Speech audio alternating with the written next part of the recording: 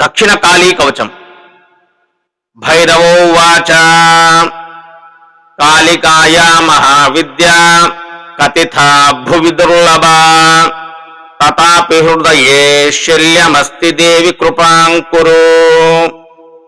కవచస్తు మహాదేవి కథయస్వానుకంపయా యది నో కథ్యతే మాతా విముంచామి తదా తనుం.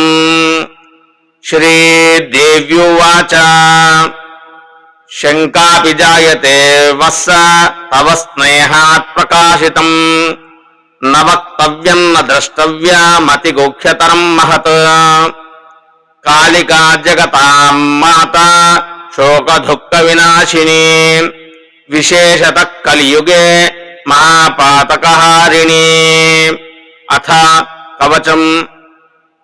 కాళీ మే పురతః పాతు పృష్ఠతశ్చక్రపాలిని కుల్లా మే దక్షిణే పాతు కురు కుల్లా తతోత్తరే. విరోధిని శిరః పాతు విప్రచిత్తాతు చక్షుషి ఉగ్రా మే నాసికాం పాతు కర్ణౌ చోగ్ర ప్రభామత. వదనం పాతు మే దీప్తా నీలా చచిబుకం సదా ఘనాగ్రీవం సదా పాతు బలాకా బాహుయుగ్మకం. మాత్రా పాతు కరద్వంద్వం వక్షో ముద్రా సదావతు మితా పాతు స్తనద్వంద్వం యోని మండల దేవత. బ్రాహ్మీ మే జఠరం పాతు నాభిం నారాయణీ తథా ఊరు మాహేశ్వరీ నిత్యం చాముండా పాతు లింగకం. కౌమారీ చకటిం పాతు తథైవజ్జానుయుగ్మకం.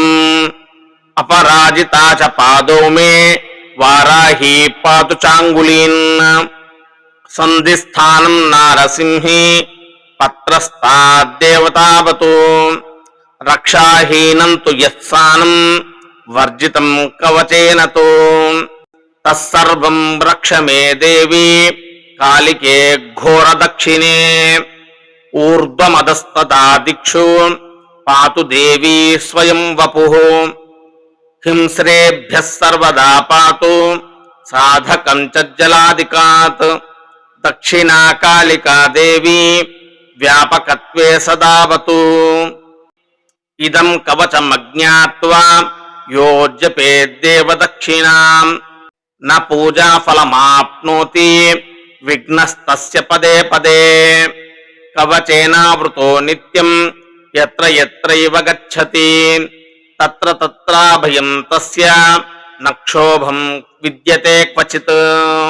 ఇతి కాళీకుల సర్వస్వే శ్రీ దక్షిణ కాళికా కవచం సంపూర్ణం.